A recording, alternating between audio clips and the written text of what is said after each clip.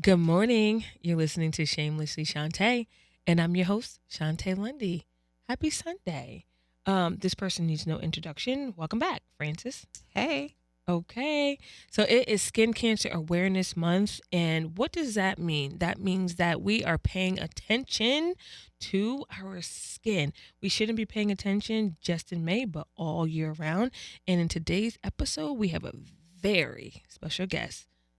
And you're listening to Shamelessly Shontay. So, Francis, today is a special day. It is. We are bringing in skin cancer awareness with a very special woman. Yes, we are. Who do we have here sitting next to us? Born and raised right here in sunny Los Angeles, today's guest attended Brown University, where she studied human biology and business economics, while also studying photography at the Rhode Island School of Design. She earned her MD from UCLA, as well as completed several years of research at USC, where she finished her residency in dermatology. At the University of Nebraska Medical Center, she managed and conducted a number of research studies in melanoma and non-melanoma skin cancer. Dr. Higgins is a woman of many accolades. She's been chief resident, is a published author, loves to travel, and is a true student of her craft. Please welcome Dr. Shauna Higgins. Okay, we're going to give some snaps for that one. Okay, a consolidated bio. Did we capture it? That was beautiful. That was beautiful. I'm honored to be introed in that way. You did all the work. I sure did. You're not downplaying. Ooh, come on. We are taking off our humble hats. So no humble hats today, y'all. Okay, I'll keep it off. Keep it off. I'll please. try to keep it off. It's already off. It's Okay, been off. Been off, yeah. Okay, let's do We'll it. just move forward like that. Dr. Higgins, thank you so much for carving out the time. Of course. Thank you guys so much for having This me. was very important to me and to the work that Black Girl Sunscreen is doing and to the work that you're doing, just the education piece. But I'll let you talk about it a little bit more. But before we get into your background, tell us a little bit about yourself. Not the professional side, but Shauna. Just me. Shauna, yeah. I love that you said not the professional side, because that's a big thing. I think with professional women, you start to identify yourself with your work. And so myself, I come from, so both of my parents are from the Caribbean. My mom is from Belize. My dad's Jamaican. So I think my background lends itself really well to what I do. I think Caribbean culture is very warm, very familial. And so I think I take that with me like every day in terms of like my interpersonal reactions with like friends and stuff, but then also patients. I love visual arts. I love performing arts. I love to sit on the couch and do nothing. I love to go out to eat and like have all the good stuff. Have like good convo, wine and good food. No, I think I try to be currently a balanced human being, like centered. I try to be present with my family, my friends. So yeah, I mean, I think that's me in a really small nutshell. Okay. Yeah. So you grew up here? I did. In Los Angeles. Born and raised in LA. How? So you right off of Slauson my whole life. Oh, okay. Just shout out to Slauson. Okay, I want to know what that means. So you had to say Slauson. What does that mean to you? So I left LA a lot. I was back and forth for training, and I thought I wanted to live on the East Coast, but as soon as I went out there, I felt hit with a lot of LA pride, and I definitely wanted to come back. So yeah, I think like Culver City, Ladera is the neighborhood that I grew up in. I feel really fortunate now to be working in LA because I get to give back to my own community. So I have a personal connection to the area. I just saw some patients yesterday, and she was like, my office is downtown, and she was like, I came from Compton, and I was like, that's not even that close. Mhm. But I appreciate you. And I was like, oh, I grew up in Ladera. Honestly, I talk to my patients all the time, and a lot of them grew up in similar areas that I grew up in, and a lot of them like recognize the schools that I went to Yeah. and the places that I go to. And so we have, beyond the patient-doctor relationship, we have a different level of connection. So I think for professionally, it makes my work really fulfilling because I get to connect with people on a different level. But also, I mean, LA's just cool. Slosson's cool. Slosson has like a little sauce. Okay, so who had the sauce, Drake or Kendrick? Yo, okay, so Let's go. I love this. Who had the sauce? So I've been a Drake fan since day one. I watched Degrassi. I watched Degrassi when I was younger, so I was a big fan of Drake. I mean, Kendrick had the sauce though. Okay, I mean, it's on top of the charts. Exactly. So again, a moment of LA pride. That's where I was hoping you was going. LA is having You know the words? moment of what? Oh Lord. The Kendrick song? Which one? OVO. Do we know the words? Chris, do I know the words?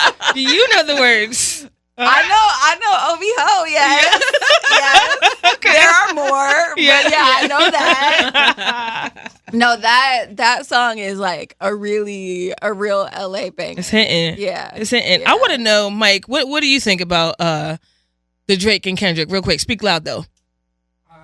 Man, don't put me on blast with this one. Okay. Are you Okay. are you coming to the table with like Drake or Kendrick being at the you're yeah. You Okay. have to be. Okay. Okay. Drake's lyrics looking a little sus. They are. Kendrick is just like an amazing lyricist. He is. And he gave you versatility. Yeah. Okay. He did. He came with Euphoria, and I was like, already, this is fire.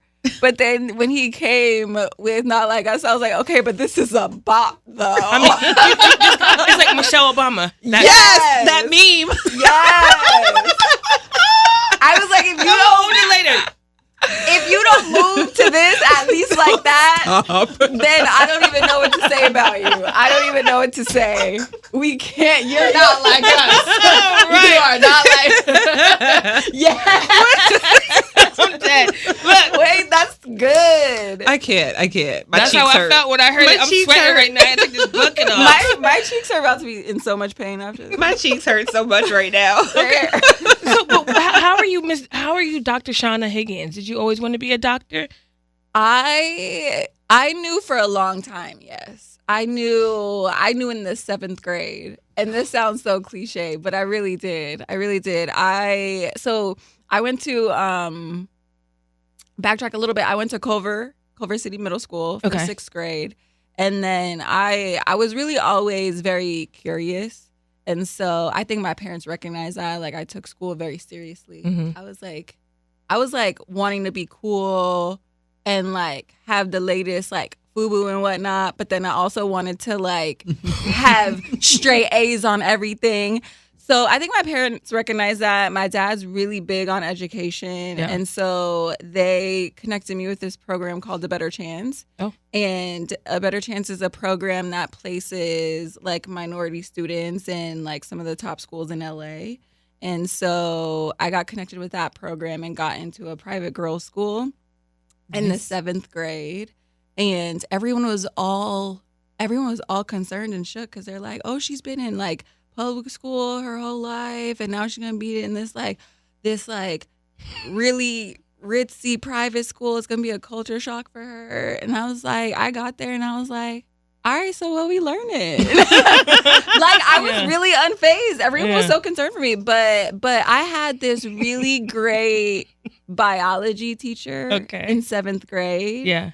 And he made biology like really fun. That's good. And from that point on, I was just like, I love learning about the human body. Mm-hmm. And so a lot of things were, I had a lot of like aha moments. Mhm. Like I loved learning about things. So things that we do every day, like when you run and exercise, like why do you start breathing faster? Like we started learning things like that on like a cellular level. And I was like, oh, Nice. that's really cool. That's interesting. And so I had like just a series of those moments throughout the whole year. I loved our little labs where we like dissected little Frogs. worms and I was doing frogs frogs. and I did crawfish. pigs. Like all that stuff was so cool for me. And Mhm. then combining that with the fact that I just like love talking to people, like it just made sense. I mean, I wavered a few times, but I always found my way back. Yeah. So for me, I Tell me. had the same dreams Yeah. as a kid. I wanted to be an obstetrician. Me too. Me too. I went into med school wanting to do OB-GYN. Yeah. Mhm. So what changed that? So my first, I think in theory, the idea of carrying a child and giving birth and like all of that is like, it is very cool to me. In practice, it's very different. So my second rotation of med school was OB-GYN. Mm-hmm. And I was like, if I see one more uterus, I will lose it. Really? Lose it.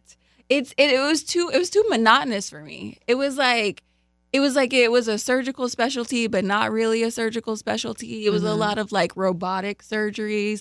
I don't have the bladder for any surgical specialty. Like, Okay. I drink a lot of, like, I can't, no. Okay. And I also like standing all day in one spot Yeah. and doing the same procedures over and over. Like, it was a no-go. And like the idea of delivering babies was cool, but do you know how long that takes? It's like tap me in when it's about to come out and like I'll do that part, but like the whole lead process, up, yeah. like it's like 12, 14 hours. I was just like, You don't have that time. So, Dr. Higgins, then what piqued your interest in dermatology? In dermatology, I actually, so once I got past the second rotation of my third year of med school and decided, okay, my lifelong dream of being an OB-GYN is actually not for me. I was like, well, damn, I don't know what I want to do then.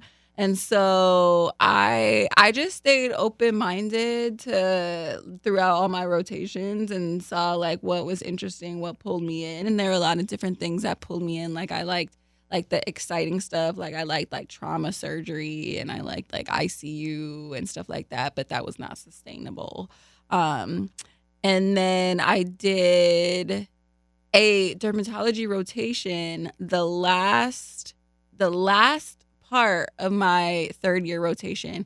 And it was really honestly the science that brought me in. I really liked like the correlation of like visually seeing something, correlating that with like cellular mechanisms happening underneath the skin and like piecing it all together.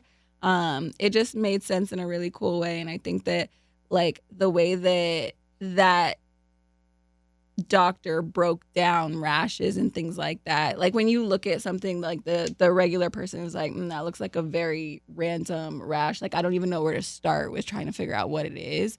But when a dermatologist sees it, like you break it down into so many different components and you correlate that to like what's going on under the skin. And it's just like a little cool detective puzzle piece that you get to put together, and it's like a fun mental exercise. And I've never heard anyone talk about it this way.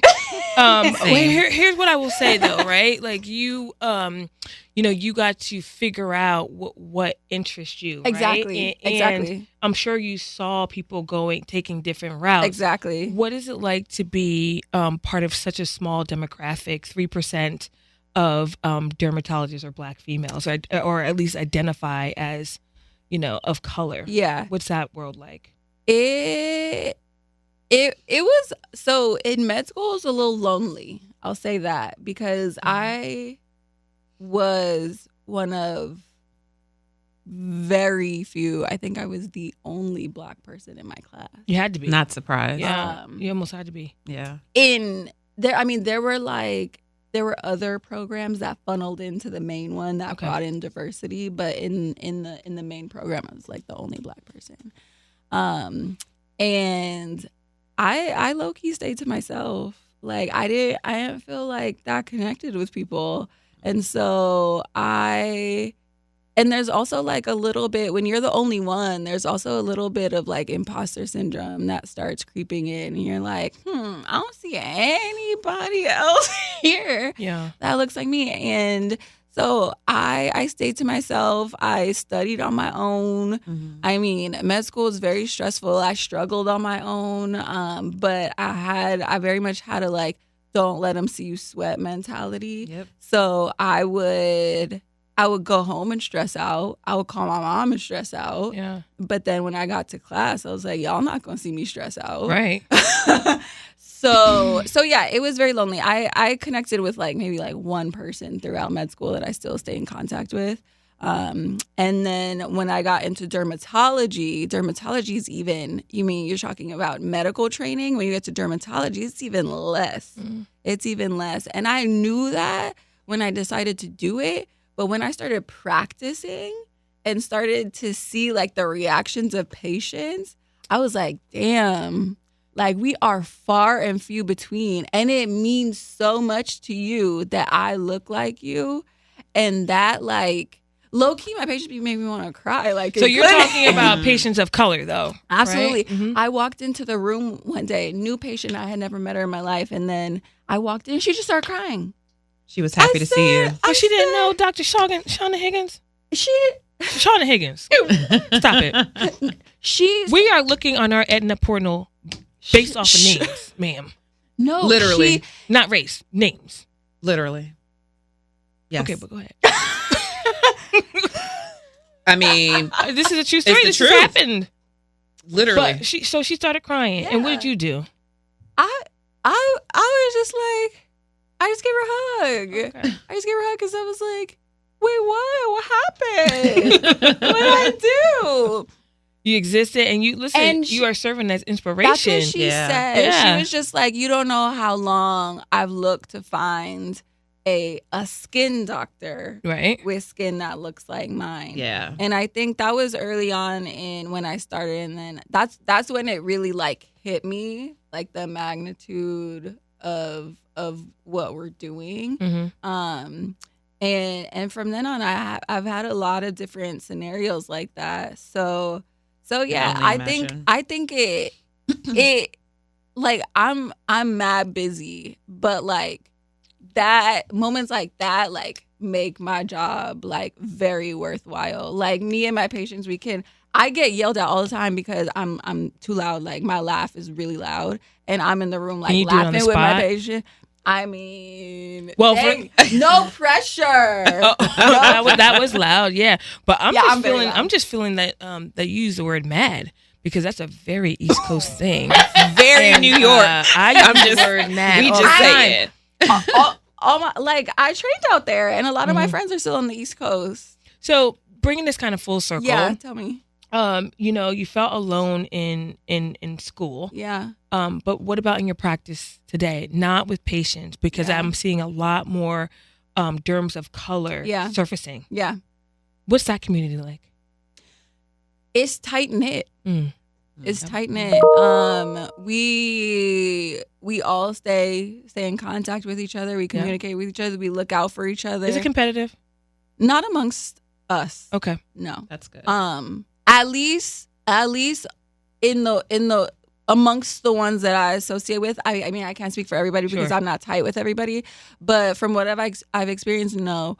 I mean, at this point, there's no reason for competition, right? Like we all made it, so to speak. Like we're all in our careers. We did the work. We're here, and so there's room and there's need for more than one of us. So there's no reason. There's no reason for it. I only know like two.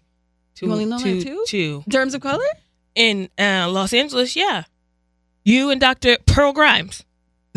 Oh, I know like two more. Okay. I know. There's me, there's Pearl Grimes, there's Anyaka Obioha in Beverly Hills. There's Nada Elbuluk. She was one of my trainers at USC. She's downtown in East LA. There's a woman in Encino too. She's not black, but she's like she's of color. Oh, really? Mm-hmm. I don't know. Yeah. We have some common questions. Tell me. The first question that we get as a business Yes.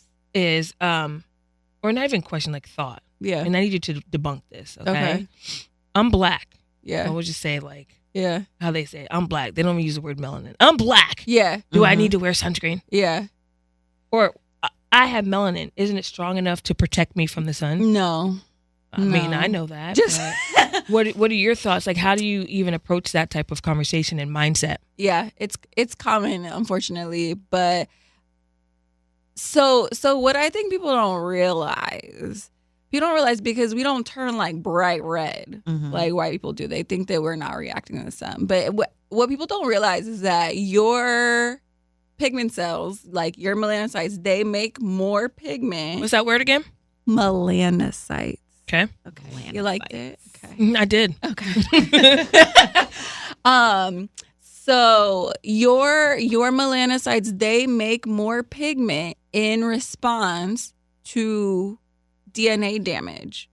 So if you are getting any kind of darker, a tan, if you go out for a while and you're like a slight shade darker, so that means that your DNA has acquired enough damage to start to make more pigment to protect itself from further damage.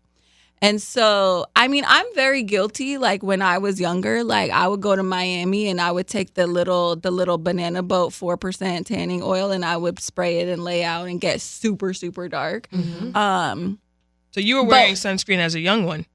So barely. Four, that's nothing. So when did you start? It's okay. It's okay. This is a safe space. I mean, I don't think I really started consistently wearing it until I decided to do dermatology, which was like... We keeping it 100%. Yeah, which was like late 20s. Okay. Late 20s. But yeah, so I think people don't realize that your DNA is accumulating damage, and skin cancer comes as a result of cumulative mutations in your DNA. So you don't have to burn and turn bright red like white people do to incur damage in your DNA and put yourself at risk for skin cancer. Wait a minute. What? So What? I like to get a nice tan. You see? So did I. I love to get a nice tan. So did I. But we're in this era of just like embracing your natural skin tone. Like I tell everybody that. Just like forget trying to be darker than you are. Forget trying to be lighter than you are. Embrace your natural skin tone. Come swing back around. Hello. What I say? Like there's so much in that. Yes. Like because so as a dark skinned woman, y'all see me here. Okay. I was never proud of my complexion, and now I love my complexion, and I'm going outside to get more. Yes. Right. And I'm putting on some my sunscreen. Of course, this is literally the routine. Okay. If I'm on the beach, I'm putting on some Black Girl sunscreen, shameless plug, okay? Perfect. And then I'm going to put on like a little browning lotion. I'm not going to name drop them, but I have a favorite. Okay. And I feel so good. Like, oh my goodness, I just got browner. I'm feeling it. It just gives a little oomph to what I'm doing. So you're telling me like, hey, Shontay, chill, and embrace your natural skin complexion. Why? I mean... for multiple reasons. Okay. So the first thing is obviously like self-acceptance. Like why, like I get that it makes you feel yourself a little bit more, but why does your natural skin tone not make you feel yourself as much as you do? I just with feel like with a little bronze. You know what I mean? Yeah, okay. Why? Maybe because I want people to know I was on vacay and I'm flexing. Listen, they could tell a lot of other ways. You could post some really dope photos and they're gonna be like. But also, I think it's just me really coming into who I am as a woman and saying I am proud of this color and more. I love that for you. I love that for you. But I personally, I don't think that trying to darken your natural complexion is the only way to make that statement. Okay. And I thought you were going to tell me something more on like it could be harmful. Oh, so I mean that's the second part of it. Okay. So the second part of it is is yes, over the years, if you're getting darker on a regular basis, that is your body's response to damage that you've accumulated. You continue to do that over the years. Black people absolutely can get skin cancer. Mm-hmm. And when we get it, because we're not paying attention as closely as maybe we should, and we feel like we're invincible in that regard. Mm-hmm. When we get it, it's usually diagnosed later. It's usually more aggressive, and you have worse outcomes. So there's the psychological component, obviously, but then there's also the practical component. And so I think both factor into just like being happy with what you got and rolling with it. I just need to get this clear. Yeah, please. So my vision of relaxing on the beach with my Black Girl sunscreen and a drink to get a nice tan, a nice glow, you're saying that's not a good thing. So I don't think your intent being out there should be, let me get. The intent is relaxing. Relax. And getting that tan with it. It's a fine balance, right? So I tell people all the time, because they're like, I want you to live your life. Like, I don't want anybody to run from the sun. I want you to be able to live your life. I don't want you like hovering over there under a tree in some shade. Like, I want you to be smart about it. I always tell people, like, enjoy responsibly. Like, make sure that you're protected. Like, if you're out there on the beach, if you're in the sun, like, put it on, reapply it. Yes. Reapply it. If you're out, people always are like, well, I work from home, or I'm just like running errands all day. Do I need to reapply it every 2 hours?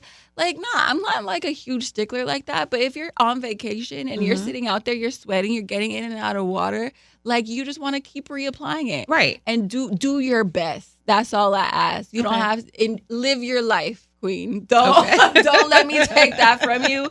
But enjoy responsibly. Okay. And I don't think that people enjoy responsibly. Okay. That's the thing. So most, I'm seeing and hearing most people of color and Black people are not getting to the derm. No. Right? They haven't been for a long time. Different stigmas attached to it. Can we get into that? Yeah. So can somebody see a dermatologist without insurance? They can.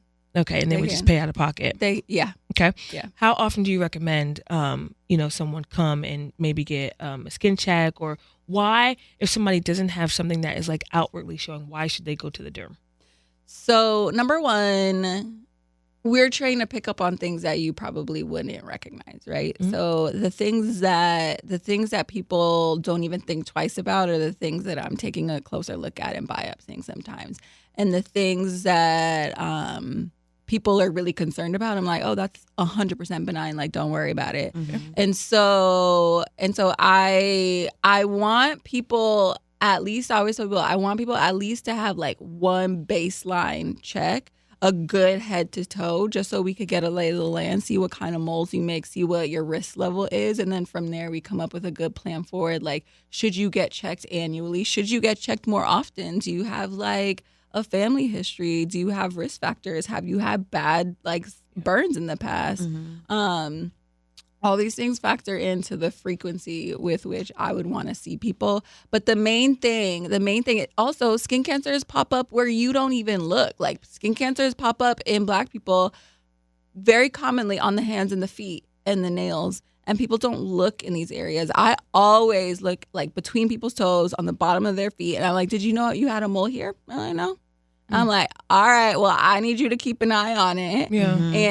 And if they didn't see me, then they would have never known. And there's several situations throughout my training where I've found new moles that people never knew they had and biopsied, and it was something that was not ideal. And so I really want to get Black people away from the idea that they are invincible and that their natural pigment protects them. So on average, your melanin equates to maybe like between a SPF 10 and 15. I was going to go a little bit lower, but 10 to 15, okay. I mean, sometimes, depending on how pigmented you are, right, it could be lower. Yeah. I mean, maybe I'm at a 4. I would think, like an avocado, I think just the avocado is like 4. Yeah. And so, I mean, I get that relative to other races, Yeah. you have a little bit more protection. But when we're recommending sunscreen to people, we recommend at least SPF 30, right? Because beyond that, it's really diminishing returns in terms of how much extra protection you're getting. Like, Look at you coming through with the answers without us having to ask, and this is so great. But one thing I wanted to talk about, Tell me. just real quick, is just kind of moving away from skin cancer Yeah. for a second. Yeah. What is some other kind of issues that you're seeing amongst people of common, like most common? Maybe like 1, 2, 3, or 1, 2. So, eczema. Okay. Eczema. I mean, these are even not. These are probably across the board, but specifically in skin of color, eczema, seborrheic dermatitis. Okay. In know what layman that terms? Dandruff. Oh, Mm-hmm. like in your hair? Yeah. Eyebrows too? Uh-huh. Maybe? Uh-huh. Where else can you get dandruff? So you can get it in your scalp, corners of your nose. You can get it in your ear, behind your ear. You can get it on your chest. Okay. Your brows. Any oily area that has hair. And scarring hair loss. Okay. Wow. Scarring she hair said loss is a dandruff. big one. And that's visible, the dandruff, right? Yeah. And do people think it's just dry skin? Yes, Yeah, I they can see- I do. can see that. Like, no, honey. She said no, honey. So you just give them something topical? Is that like a antibiotic? I don't know. No. Topically treated like, Okay. very easily. You just gotta be on top of it. Yeah. But they Yeah. also wouldn't know unless they came to see a derm. Exactly. Right. And I think that when we were younger, like we were taught, like if your scalp's dry, like Put some oil grease on it it. or Mhm. grease it. And drink more water. Exactly. I got my scalp greased all the time when I was younger, Mhm. but the yeast that contributes to dandruff actually like feeds on oil and grease, and so people are actually doing Feeding it. the Opposite, opposite of what they should be right. doing. Low key, like when I have these conversations with patients, they're like, "Yo, you just blew my mind. Like you just shook up my whole world." I'm following you because I think more people need to really hear it. And Yeah. I think the community is just going when maybe they have a pimple, a bump, Mhm. right? Like they need to go, but like Mhm. we're really trying to preach. No, this is almost like going to the OBGYN Right. annually. Just Right. just go to see Right. if your skin is healthy. Right. Yeah. But so like if you're saying like a common, issue is dandruff, like everybody should be like, "Oh, is this dandruff? Like let me go Yeah. tomorrow." Yeah. Right. Yeah. Right. And the thing is, so I've seen like really bad dandruff to the point where it actually contributes to hair loss. Because they're scratching? No, just the chronic inflammation, like Oh. chronic severe inflammation. Oof. Mm-hmm. Oh my goodness. I have a question for Yeah, you. please. When I look in the mirror, Mm-hmm. right, and I see my lovely skin, Yes. how can I tell if I have sun damage? That's a good question. So, a number of ways. So, there are a lot of skin things that are worsened with sun. Mm-hmm. So as we get older, number one, the sun starts to like break down your collagen. So like fine lines and wrinkles, like Mhm. photo aging. Mm-hmm. For us, we have a lot of, like in layman's terms, we call them like Morgan Freeman spots. You know how he has a lot of spots around I'm his starting eye. to get them Yes. somewhere around Yes. here. They're largely hereditary, but Mhm. they're also, worsened by sun. And then a lot of us have like things like melasma.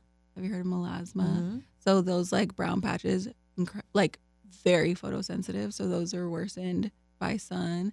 I'm saying Um, melasma is kind of coming after birth too, after you childbear. Yes, because it's Mhm. partially like hormonally related as well. And then as part of like the photo aging process, you just get like kind of like duller skin. You get kind of like more fine lines and wrinkles, more brown spots. So Okay. a lot of different things kind of contribute to you appearing like you have had sun damage in the past. Okay. Yeah.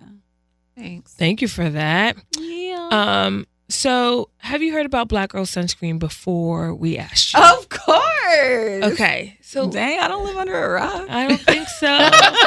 But, I'm kind of wondering what that is in the derm space, right? Because you have this company, you have these group of people now talking about sunscreen to folks. Right. And I don't want you to go into like what you believe is better, one or the other, but are we helping you? Yes. And I think because it's marketed as Black girl sunscreen. So I have a lot of Black men that use it too. Love it. But We got something for them. Yeah. Is Black people sunscreen, right? It's so funny that you said that because we got imposters on Amazon. Oh, really? And they call it Black people sunscreen? Yes. Seriously. Get out. Dead serious. Yeah. Get out. Yeah. But I think that because something is being marketed specifically to them, I think that people start to feel like, oh, this is something that I need? I didn't think that I needed this because I have black skin. I have black skin and I'm protected. But when something's marketed specifically towards you, you start to question that. Yeah. And you start to ask questions, and then ultimately you start to, you come to me and you ask me, and then I tell you, yes, absolutely, you need it every morning. But I think specifically it starts to get people thinking in terms of like if this is actually something that they need because they're seeing it with their name in it. And it's literally just to start the conversation, right? Yes. Like you don't have to wear BGS. Wear something. Yes. Wear something. Yes. So hopefully we're contributing. Yes. I know we are contributing. Yes, you are. 100%. I see it every day, like in clinic. Yeah. Oh, When I ask people like, are you using sunscreen? What kind of like, oh, actually, I use this one called Black Girl Sunscreen. And they said, have you heard of it? I said, yes, I have. I don't live under a rock. Exactly. You gotta tell me that. I don't live under Miss a rock. Ma'am, I've heard. I love it. Look, we're gonna go into something real fun. Tell me. Right? Because you got these curly hair. And it's a little game. Okay, is the curly hair game? No, this is the first question. Okay. That's literally the first question. Okay. What's the question? Curly or straight hair? I'm gonna go with curly now. Yeah. Why now? Because my whole life I was rocking straight hair, and I think only in the past maybe 5 years or so have I gotten comfortable with my natural hair. And I preach this also every day to my patients. Like, get comfortable with your natural hair.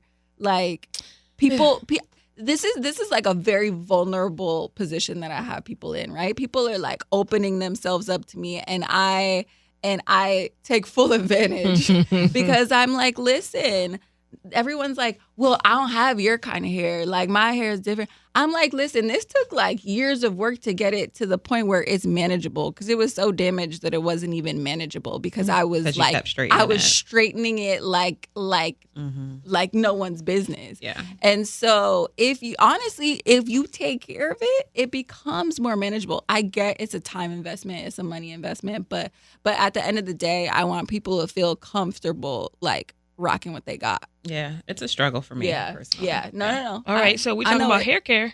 We're talking about hair care. Okay. Bonnet or scarf? Bonnet. Easy. Okay, because probably scarf was when you were straightening your hair. Exactly. Yeah. Exactly. Do you know what a doobie is? I heard that word. Okay, so a doobie is when you your hair is straight and you part it in the middle horizontally and you comb it around, and you could either put bobby pins or not. That's how I wrapped my hair. I didn't know it had a name. Yeah, but that's how you wrapped your hair. Just a doobie. Yeah, and you could wear it outside like that too. Wrapped around with the bobby pins. With the bobby pins. Yeah. Mm-hmm. I saw Rihanna do that. That was a very New York thing. Yeah. At one point. Yeah. Oh okay. Yeah. Oh yeah. Okay. And it's crazy because we just called it a wrap. I didn't know it was called a doobie till I moved to DC. Oh. I didn't know that until literally right now. But that's how I used to wrap my hair. I just hated the dent that the bobby pins made. For sure. Yeah. Okay. Air dry or diffuse? Both. There's no good answer for that. Yeah, it's both. Okay. Yeah. Extractions or acne patches?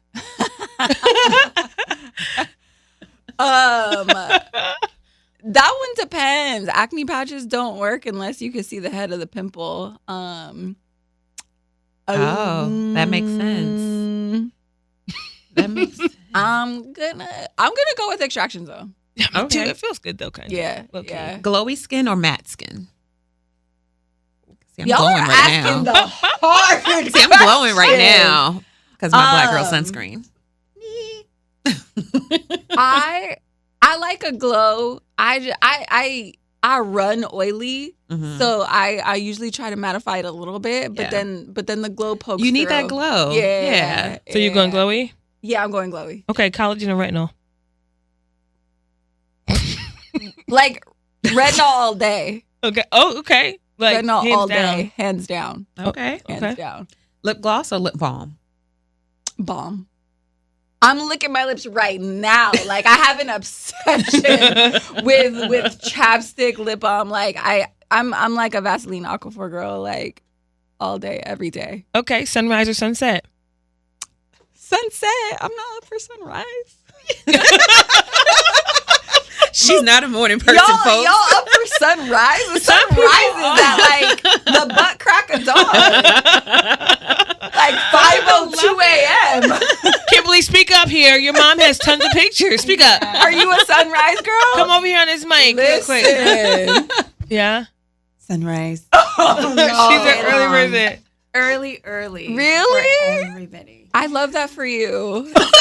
It's so condescending. So know that Miss Lundy hates the phrase, I love that for you. And Dr. Higgins already hit me with it earlier in the conversation. When I said I put on black girl sunscreen and my brown, she was like, oh, I love that for you. And second time. I didn't even peep that. you know I didn't mean it that way. I know. It's all good. Okay, last question. Tell me. Question. Trojans or Bruins? Trojans. Easy. Yeah, that USC prize. That USC prize. Yeah, because I went to both, and Yeah. so I can attest firsthand the Bruins gonna come for me, but USC is where it's at. We're sponsors of USC's Women Track and Field. Dope. So it's always a good time when we go there. Mhm. Dr. Higgins, you were so much fun. Oh, I'm kind of curious because I see you social heavy right now. I'm trying to build it up. Yeah, you're doing a great job. Oh, thank you. You're I welcome. appreciate that. Yep. I put a lot of time love and that effort. for you. I can't with her. I can't with her. The pettiness. She spit it right back out at me. Okay. So I'll take it. So what's next for you then? I just want to honestly like keep building my platform and kind of get the word out there that like I'm here for y'all. And I want to just like keep educating people on the things that we never learned about. Like I'm really passionate about like hair care. I'm really passionate about sunscreen. I'm really passionate about a lot of different things that I learned that I think are gaps in like the knowledge of the community that I grew up in. Yeah. So I feel really strongly about filling those gaps and just like being an example to people because it's really hard as a minority like to go through medical training. And it like warms my heart when people like DM me and they're like, yo, I was like not feeling it. But then like I saw you're real and I see, the job that you're doing and the life that you're living, and it just like gave me motivation to keep studying, keep going. And so I think just like representation is just so important. So I just want to keep spreading my face around. Should we tell the people where to find you, or should we keep Yeah. that kind of like let them Google it? What do you think? No, I'm gonna save y'all the work. So, so I personally practice currently at a practice called Metropolis Dermatology in downtown LA. Mm-hmm. You can give us a call. Honestly, the easiest thing to do is go to my Instagram, and there's a booking link Because in my- even that is challenging just to get an appointment. I love that it you is. said that. It is, and people will like comment on my post and be like, Can I get So- in? Yeah. like how? Yeah. Yeah. So there's a booking link in my bio. I tried to Let me make go it really find that bio real easy. quick. Okay. You should. So the handle is at dr.shauna, SHAUNA.Higgins, HIGGINS. And just click the bio, book with me. If you have any issues, just DM me. Like I'm very responsive. So I'll get you set up. Awesome. All Yeah. right. And that is Dr. Shauna Higgins for Skin Cancer Awareness Month. What a pleasure. What a treat. And what a surprise. Thank you guys for having me. Yes, Thank you This so was much for fun. coming. Okay. And you're listening to Shamelessly Shontay. Bye. And Francis, what's happening at Black Girl Sunscreen? Okay, y'all. So we got some goodies for you. Hey, now. So since we're at the unofficial start of summer and at the end of Skin Cancer Awareness Month, we wanted to do something really special for you guys. So we're going to have a little contest. What we want you to do, Do Yeah. share. do share. Okay, go. Okay. We want to give one lucky listener. I put one lucky listener of our full. We want to give one lucky listener a full line of our BGS products. Okay. So here's what I need you to do. We need you to go to our IG page, Shamelessly Shontay. On the latest post, I want you to tag your friend and let us know what you're doing this summer. Okay. And Shontay, I don't know. I'm feeling a little extra generous. So I'm always generous. Okay, good. So we're going to give you and your friend Okay. a full product line of Black Girl Sunscreen. Okay. I like it, Francis. So Black Girl Sunscreen, make it matte, make it pop, BGS Kids, spray and play, make it glow, make it hybrid. You're going to get about 7 or 8 goodies in that bag. And y'all going to get the gloves to protect your hands too. Oh, yeah. I almost forgot about that. Yes. Okay. Everything. Jump onto the Shamelessly Shontay IG page and drop your name in that hat. And make sure you click the blue button to follow us. You better follow us. Okay, you're listening to Shamelessly Shontay. You wanna protect your skin, queen? Make sure you get some Black Girl Sunscreen. You don't gotta dodge them sunbeams. Just put on your Black Girl Sunscreen.